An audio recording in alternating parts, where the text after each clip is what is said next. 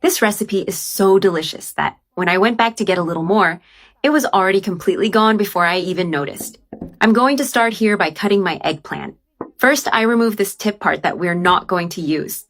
Now I cut the eggplant right in half with a firm and even cut to make the next step easier.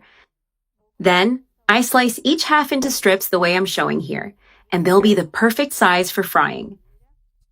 I do the same with the other half, cutting it the same way so they all turn out nice and uniform. I'm preparing a very tasty recipe. I already have all the eggplant cut. In a large bowl, I'm going to add 2 eggs and also 1 cup of heavy cream. Super creamy!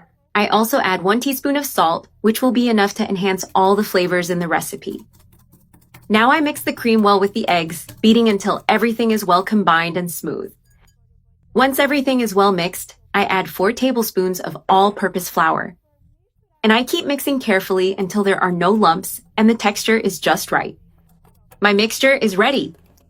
Look how it turned out, thick and smooth, perfect for coating. Now I start placing the pieces of eggplant into this creamy mixture to coat them well. I make sure each piece is completely covered in the batter. Look how delicious it's turning out. You can already tell it's going to be really tasty once it's fried. I place the coated pieces back on the plate to keep things organized. And I continue coating the rest of the eggplant pieces, one by one, being very careful so they all look the same.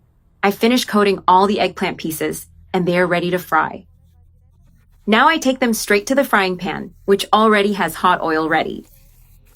I carefully place the coated pieces into the oil, one by one, so they fry evenly. I used a generous amount of oil, just enough for the eggplant to get golden and crispy. I arrange them this way, leaving space between each one so they don't stick and cook well.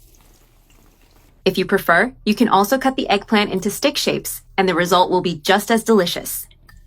As soon as they get a nice color, I gently flip them to brown the other side.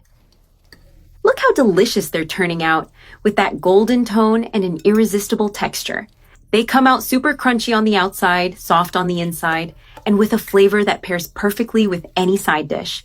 Now that all the pieces are fried, I remove them from the oil very carefully. I let the excess oil drain before serving so they don't end up greasy. If you prefer, you can place them in a strainer or on paper towels.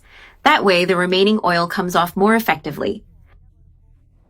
Now I'm going to take one of the pieces here from the plate to show it more closely. Look how delicious, crispy on the outside and soft on the inside, cooked to perfection.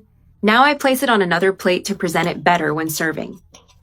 Perfect as a side dish or even as a special appetizer.